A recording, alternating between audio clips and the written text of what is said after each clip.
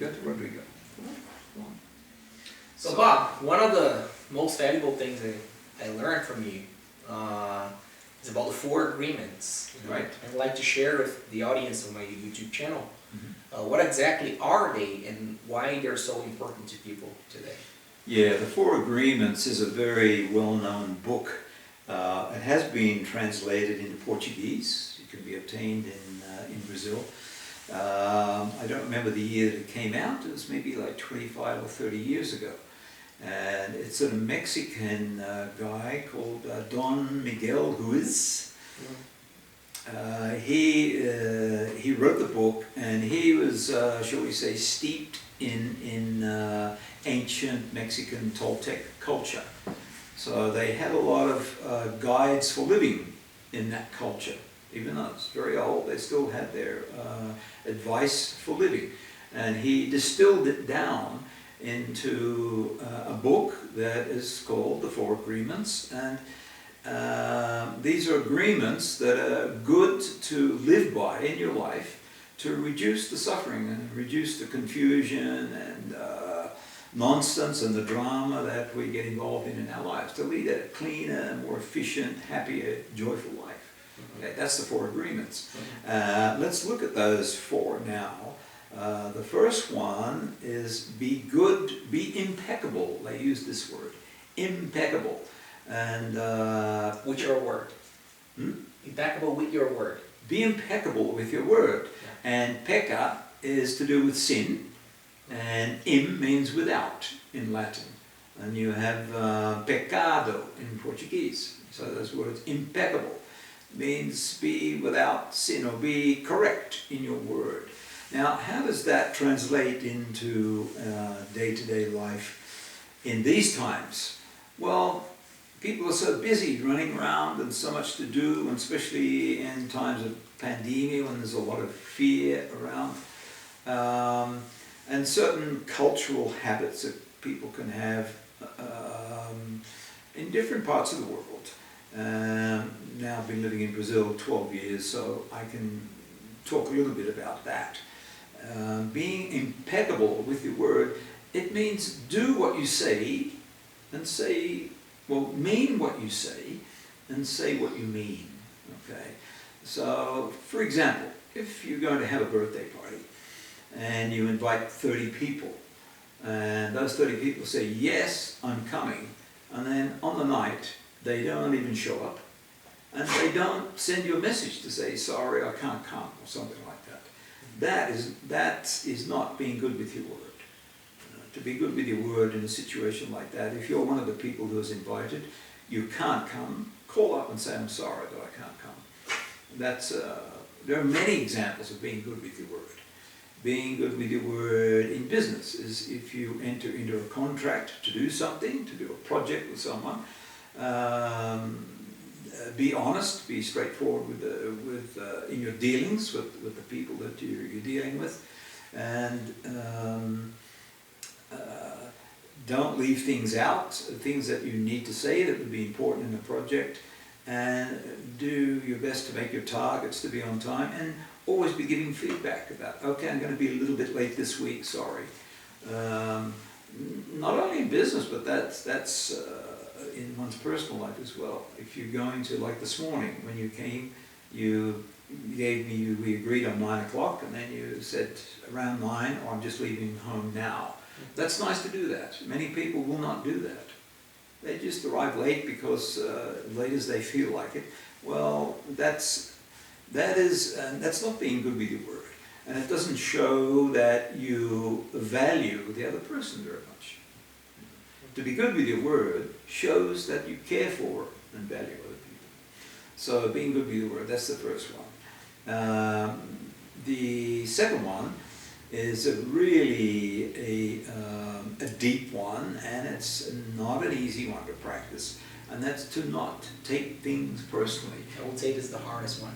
Yeah, I would agree to that. Yeah, it's the hardest one, because when someone says something negative about us, or does something we don't like, they act in a certain way, and our normal tendency is to react, is to get angry with them. or you feel sad, or you might feel fearful, or whatever. These are reactions. And these reactions come from taking things personally.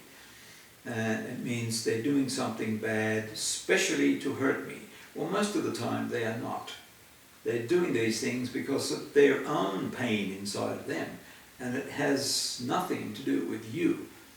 If you hurt, maybe you made a new friend, you thought this is a great person, and then you heard from somebody else, he criticized you or he put you down. Then you might feel disappointed, angry, or sad. But when you're practicing to not take anything personally, you would realize it's not about me, there's something about him. And then if you had the opportunity, you might have a talk with him, that person, and say, I wonder what happened here, because I heard that you didn't like something I did, whatever. And when we don't take things personally, we don't go into reaction. And what a huge difference that makes in our lives. Instead of getting angry, if you can just stay calm. If you feel really angry, then I recommend walk away. Walk away from the person, or leave the situation alone until you feel calmer, you calm down a bit, and then go back and talk to them in a calm way. That's not taking things personally. And you can always, when we're practicing that, to not take things personally, 99% of the time we resolve conflicts very quickly. Now, the third one, number 3, don't make assumptions. Well, to assume, look at this word, assume, A-S-S-U-M-E. So we have a little expression with that word. To assume makes an ass out of you and me, right? which it can do.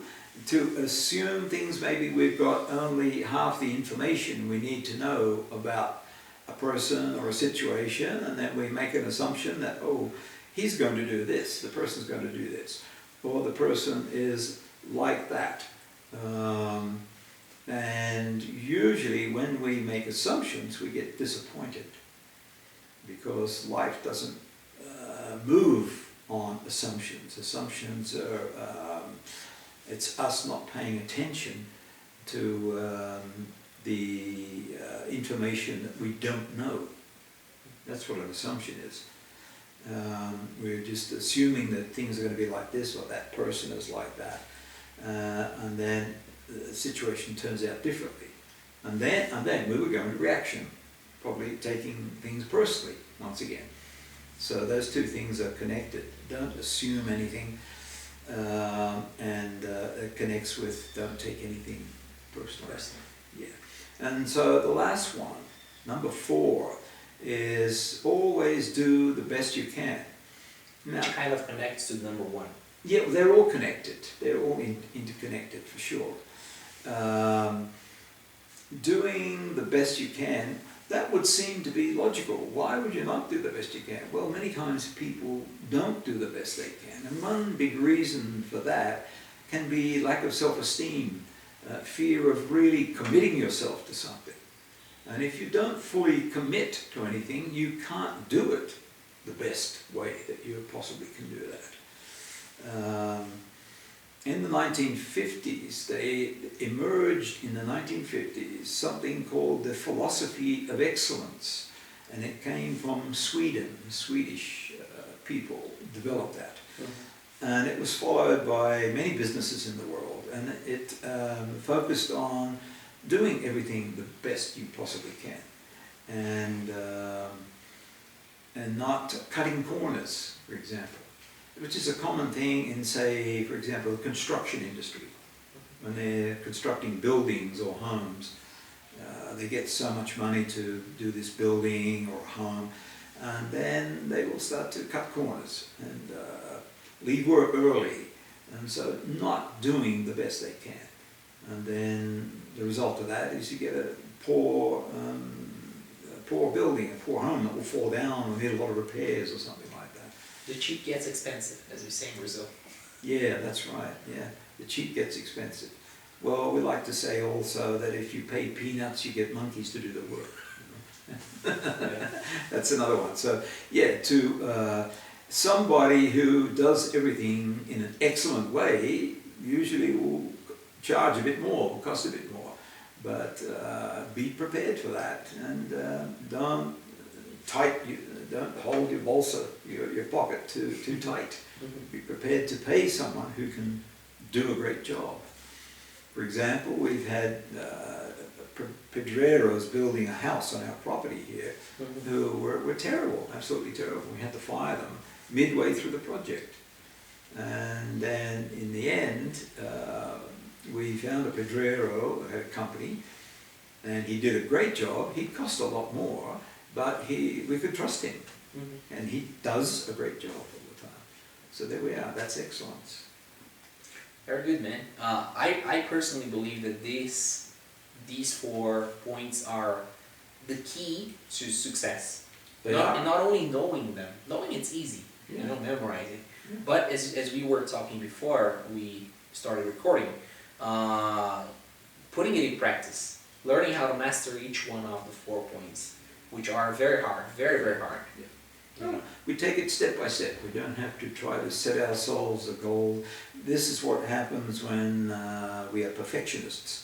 A perfectionist always sabotages himself because he says, I'm going to do it perfectly. Doing your best is different from being a perfectionist. And a perfectionist tries to do something perfectly, realizes that he can't, and then gives up. And so let go of perfectionism and do the best that you can on the day, in the moment, and don't try to push too far beyond that. Yeah. Yeah. Absolutely. And these 4 points, these 4 agreements, they are a great foundation for a peaceful, happy, productive life. Absolutely. This book has sold, this book, 4 Agreements, has sold more than 8 million copies in the world and been translated into 46 languages, 46 countries. Who promotes it a lot is Ellen from The Ellen Show, which is a talk show in California. Oprah Winfrey promoted it a lot. So a very, very popular book, and for good reason. It's transforming lives of people. Yeah. Well, one of the things we care most about is the consciousness, being a conscious person. Being a conscious person. You're always talking about that, and I find it very, very important. And by conscious, it means, I believe, knowing where things are. And not only physical things, but spiritual things. Yep. For example, knowing where the anger is. Yes, absolutely. Where your feelings are. Yep. Which basically relates to number 2, don't take things personally. Yeah. Knowing why the person is doing that. Yep. Most of the time it's not exactly because he or she hates you. Right. Because he or she has got something. Which leads me to, I'll put it as a bonus if you don't mind talking about it a little more. Just 1 more minute.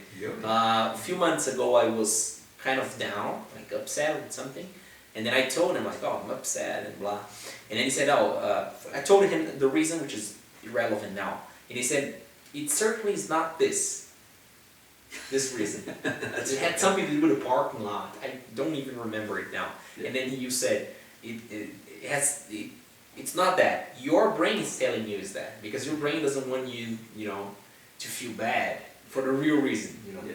And then that struck me so hard, like I was like, yeah, it's true, Most of the time you see people fighting over things, stupid things, because they're fighting about, The other day someone said that the girlfriend and boyfriend were arguing about a spelling mistake in the elevator.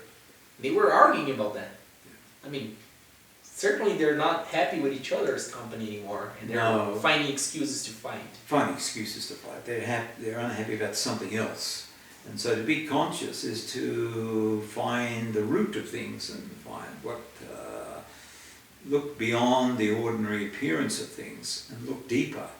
And we can see that most of our difficult emotions, like anger, fear, and sadness, they're the big 3. They come not from someone saying something bad to you yesterday where you felt angry, but that's not the cause of that anger. And when you look at that, you can ask yourself, well, was I angry? Have I been angry before that happened? Of course, so many times. And the source of the anger is in our childhood. The source of the sadness and the fear is in our childhood. But we were not able to resolve it. We didn't have the tools or the maturity to resolve it then when we were very, very young, and so we closed it. But it's still there. And as we get older, well, life is a process of evolution. We are human beings, we are in an evolutionary process. And life wants us to evolve, to improve, and to know who we are. And so whatever in us, whatever we have inside that is not resolved, that we're carrying from the past, life will bring someone to open that up so we get to see it and work with it. That's called triggering. A person comes who triggers you. That's what happened in the parking lot that day. Your anger, your sadness, disappointment, whatever it was triggered by that incident in the parking lot. And I said to you, right, well, hold on. It might look like that's the cause of your anger, but it's not. So pay attention to your anger and know that it's something being opened from the past. And if you can look at this from the absolute highest spiritual perspective, you can be grateful for that thing that happened in the parking lot because it showed you something about yourself. Yeah, precisely. Thanks a lot, bro. Thanks a lot. You're welcome. What did you think?